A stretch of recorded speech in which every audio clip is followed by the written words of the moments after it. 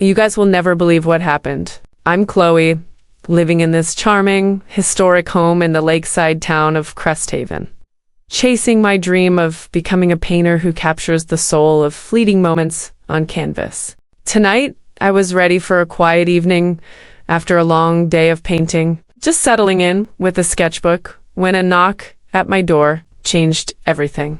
It was Marcus, my neighbor, a retired journalist with this calm, confident vibe. Think dark hair flecked with silver, warm brown eyes that seemed to read the world like a story, and a voice that could narrate a midnight tale. He was just dropping off a package delivered to his place by mistake, but when I invited him in for a quick coffee, that minute turned into hours. What started as small talk brewed into something electric, something neither of us could ignore. Want to know how it went down? Keep watching, because this story's all about one night that simmers hotter than the coffee ever did. Like and subscribe for more. Chloe had planned a quiet evening alone.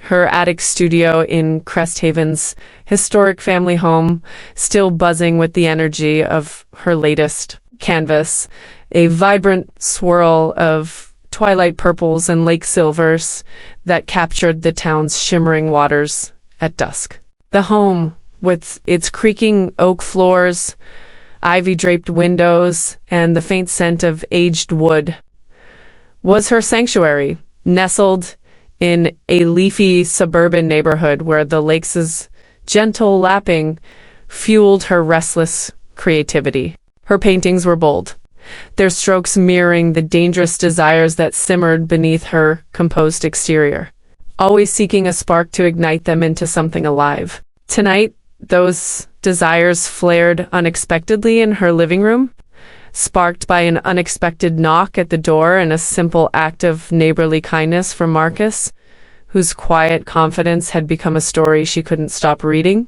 At 58, Marcus was a retired journalist whose calm, assured presence had intrigued her since she returned to Cresthaven a year ago after art school. His dark hair, flecked with silver, was neatly combed. His warm brown eyes carried the depth of decades chasing stories across the globe, and his hands, steady from years of scribbling notes, moved with a quiet, deliberate grace that felt like a well-crafted sentence. His evening, Chloe, in passing, paired with a reserved smile, had always felt neighborly but distant, like a headline yet to be written. She'd told herself it was just appreciation for a neighbor who'd once shared a tale of reporting from Istanbul, who'd admired her paintings during a backyard chat over tea. But her dangerous desires, always lurking, stirred a curiosity she couldn't quiet. And tonight, those desires erupted when a mistaken delivery brought him to her door. The evening was crisp, Cresthaven alive with the hum of crickets and the lake's soft ripples, the air thick with the scent of autumn leaves and the faint warmth of her living room. Chloe had just changed into a soft sweater, her hair loose, when the knock came. She opened the door to find Marcus holding a small package, his tweed jacket open, his smile warm but slightly apologetic. "This ended up at my place," he said, his voice a smooth, low hum, like a story unfolding, his brown eyes catching hers in the porch light's glow. "Thought you'd want it." She thanked him, taken the package, small order of paintbrushes, and, without thinking, invited him in. "Just for a minute," she said, her voice light but impulsive. "I'm making coffee. Want some?" Her dangerous desires flickered, unbidden, as he nodded and stepped inside. The living room was a cozy haven, its walls adorned with Chloe's vibrant sketches, a plush couch by a wide window overlooking the moonlit lake, and a coffee table cluttered with art supplies and a steaming pot of coffee. A vinyl record spun softly in the corner, Billie Holiday, soulful and haunting, its notes weaving through the air like a gentle tide, mingling with the scent of roasted coffee, warm cedar from the fireplace, and a trace of Marcus's cologne Viteva, crisp and grounding like a freshly printed newspaper. They settled on the couch, mugs in hand, the mistaken package forgotten on the table, the lake's silver shimmer casting patterns across the room. The conversation started light, her new brushes, his latest read, but the air felt charged like a canvas waiting for its first stroke. The minute Chloe had promised stretched into 10, then 20, then an hour, the clock ticking unnoticed as their talk deepened. Her mind drifted to flashes of their past interactions, each a sentence in the story of their connection. She recalled their first meeting, when Marcus had waved from his porch, his notebook tucked under his arm, his nod brief, but his eyes lingering as he complimented her mural on the garden wall. Another memory surfaced a summer afternoon when he'd invited her for tea, sharing a story about a war correspondent's life, his voice warm as she teased him about his vintage typewriter. Then there was the quiet moment when he'd admired her twilight canvas, his hand brushing hers as he pointed to a stroke. His voice soft. "You've got a journalist's eye for detail, Chloe." A more recent evening flickered when she'd lingered at his fence, returning a borrowed book on travel writing, his gaze holding hers as he said, "You make the ordinary feel like a story, Chloe." Each memory carried a spark she'd tried to dismiss, blaming his reserve on neighborly distance. But now in the living room, the air hummed with possibility, like a story waiting to be written. The conversation turned personal, the Billie Holiday record, a soft undercurrent as the coffee grew cold. The lake's hum a quiet pulse through the window. Chloe opened up more than she'd planned, the intimacy of the living room loosening her guard. She spoke of her painting, how it felt like capturing a moment's heartbeat before it slipped away. "It's like I'm trying to hold on to something fleeting," she said, her voice soft but fervent, her fingers tracing the mug's rim, the ceramic cool against her skin. "I want my art to make people feel alive, like the lake at twilight." Does that sound too ambitious? Her hazel eyes met his, searching for the man behind the reserved smiles, her dangerous desires stirring under his steady gaze, urging her to push beyond the casual. Marcus nodded, leaning forward on the couch, his hands close enough that she could feel their warmth, a quiet strength like a well-crafted lead. "Not too ambitious," he said, his voice low, resonant, like a journalist narrating a pivotal moment. "Your paintings have that spark, Chloe. I saw it in that twilight piece you showed me, alive like a story that sticks with you. It's magnetic." His words were measured, but a new weight lingered in them, a hesitation that made her pulse quicken, her curiosity flaring like a sentence finding its mark. She tilted her head, the couch creaking softly, the scent of coffee mingling with the cedar from the fireplace and the vetiver of his cologne. "Magnetic?" she teased, her voice playful but edged with daring, her hazel eyes locking on his, their brown depths reflecting the firelight like a printed page. "That's a big word for the neighbor who just paints in her attic. You sure you're not just being polite with the coffee crowd?" Her dangerous desires pushed her forward, the living room shrinking to just the two of them, the Billie Holiday melody a soft heartbeat, the lake's shimmer a quiet backdrop. He chuckled, setting his mug on the table, his eyes holding hers a moment longer than usual, a flicker of something unguarded in his gaze. "I'm not that polite," he said, his voice warm but tinged with a quiet intensity, like a journalist revealing a hidden truth. "You're not just the neighbor, Chloe. You've got this fire in your art, in the way you see the world. It pulls people in." The record's soulful notes swelled softly, curling around them like a gentle tide, the air heavy with the scent of vetiver and the weight of their moment, the firelight casting golden flecks across the room. Chloe's mind raced, weaving through more memories that deepened their connection. She remembered a spring evening when Marcus had stopped by to share a newspaper clipping about a local art show, lingering to discuss her latest sketch, his voice warm as he said, "You see stories where others see colors." Another moment flickered, a fall afternoon when he'd helped her carry a canvas to the porch, his hand brushing hers, his smile brief but carrying a warmth that lingered in her chest. There was the time he'd paused at her door, admiring her painting of the lake's pier, his voice soft as he said, "Your work stays with me, Chloe." And a quiet moment last week when he'd leaned over the fence, his eyes catching hers as he said, "You make Cresthaven feel like a headline." Each memory was a sentence, tightening the narrative between them, pulling her closer to the edge of something bold, her heart pounding with the possibility that his reserve was hiding a deeper story. The conversation stretched on, the firelight a soft rhythm as the clock ticked past midnight, the lakes hum a quiet pulse in the background. Chloe shared more than she'd intended, her dangerous desires loosening her tongue. She spoke of her fears that her paintings might go unnoticed, her dream to create art that lingered like a story in someone's heart. "Sometimes, I wonder if I'm chasing something impossible," she admitted, her voice softer now, her fingers brushing the couch's fabric, its texture grounding her. "But when I paint, it's like I'm alive in a way I can't explain.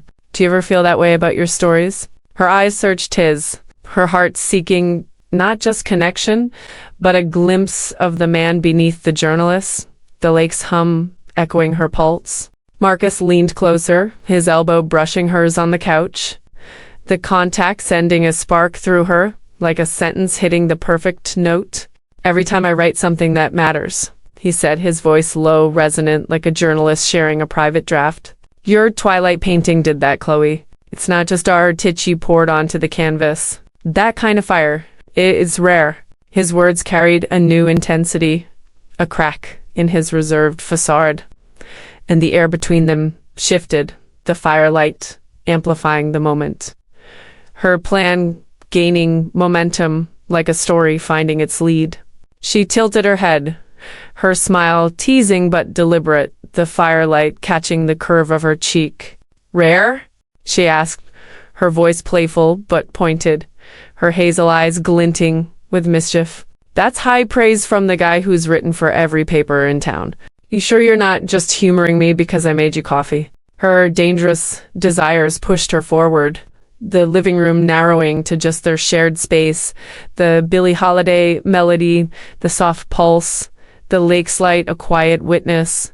He laughed, a warm, low sound, his hand shifting closer on the couch, his eyes holding hers with a new depth, like he was crafting a story he'd long avoided. "I don't humor anyone," he said, his voice warm but edged with something raw, something real. "You're not just the artist next door, Chloe. You got this presence, this spark that makes people stop and read between the lines. I came for coffee, but now, sitting here, it's hard to pretend this is just a neighborly chat." The lake's hum mingled with the record's notes, the air thick with the scent of vetiver and the weight of their moment, the firelight wrapping them in its glow. "Hey guys," Chloe said, her voice bright but laced with mischief, as if speaking to her imaginary audience, her eyes glinting as she leaned back, breaking the tension for a moment. "We're about to get into this spicy portion of the story, so please don't forget to like and subscribe." She grinned, the words a playful nod to her daring, but her heart pounded as she shifted, leaning closer to Marcus, her shoulder brushing his on the couch, the contacts sending a spark through her like paint hitting a blank canvas. Marcus's breath hitched, his eyes catching the movement, his voice trailing off as he stared, the air between them warming, electric. Chloe didn't pull back, her gaze steady, bold, holding his with a quiet challenge that felt like a brushstroke defining a new shape. "You were just supposed to drop off a package," she said softly, her voice charged with truth, her hazel eyes unwavering. "But this isn't just coffee anymore, is it?" The moment held, the silence electric, the Billie Holiday record a distant hum as the living room narrowed to just them, the couch, the firelight, the lake's silver shimmer, casting shadows like a spotlight. Her heartbeat quickened, her breath steady but charged, her dangerous desires carrying her forward like a bold stroke across a canvas. She'd invited him in for a minute, but now, sitting close, her plan was unfolding. The air alive with possibility, the firelights crackle a rhythm to their unspoken dance. Marcus's gaze softened, a slow smile tugging at his lips. his voice low, strained, but warm, like a story finding its perfect ending. "No, Chloe," he said, his eyes flickering to her hand near his before returning to hers. A spark of something unguarded breaking through his calm demeanor. "It's not just coffee. You've got this way of pulling people in, making them see the world through your art. I've been trying to keep things simple to stay the neighbor, but you're making that impossible." Her smile widened, her heart soaring, the tension a living thing between them, pulsing like the firelight's glow. "Maybe I like making it impossible," she said, her voice teasing but honest, leaning closer, her shoulder brushing his, the contact electric, sending a shiver through her like ink spilling across a page. "Maybe I don't want you to stay just the neighbor anymore." Her eyes locked on his, the Billie Holiday notes swelling like a cue, her plan unfolding in the charged silence. He laughed, a low, warm sound, his hand resting on the couch, fingers brushing hers, the touch sparking a fire in her chest that felt like a painting coming to life. "Your trouble, Chloe," he said, his voice rich with amusement and intensity, his brown eyes twinkling with a warmth she hadn't seen before, like a journalist uncovering a hidden story. "I've been trying to keep my distance, to keep things neighborly, but you sit here with that fire in your eyes, in your art, and I'm supposed to stay composed. You're rewriting every story I've got." Her breath caught, the living room shrinking further, the firelight framing them like a final act on a stage. Her sister's warning echoed faintly. "He's just being polite, Chloe. Don't read into it," but her sister was wrong. This was real, raw, and electric, a moment painted in bold strokes. "Maybe I like rewriting stories," she said, her hand pressing lightly against his, the touch grounding her like a canvas under a brush. "What do you want, Marcus? Now that it's 2 a.m., and it's just us." He leaned back, his smile slow, deliberate, his eyes tracing her face like he was reading a story for the first time. "I want to see where this story goes," he said, his voice soft but weighted, like a journalist unveiling a hidden truth. "You're bold, Chloe, bolder than I was ready for.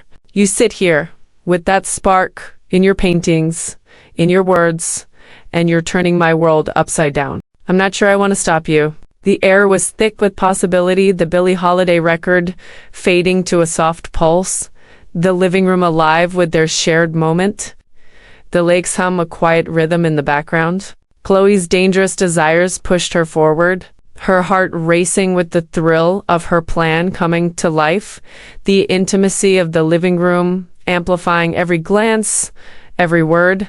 "You're making it really hard to keep this neighborly," she teased, her voice a mix of playfulness and truth.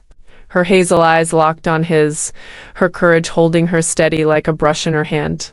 He chuckled, his fingers curling slightly around hers, the touch warm and electric like a spark in a quiet newsroom. "Neighborly's overrated," he said, his voice low, rich, carrying the weight of their moment, the firelight casting a golden glow across his face. "What do you want, Chloe?" Now that the coffee's cold and it's just us at 2 a.m., her heart pounded, the memory of his words echoing, the spark of his touch still warm on her skin. What did she want?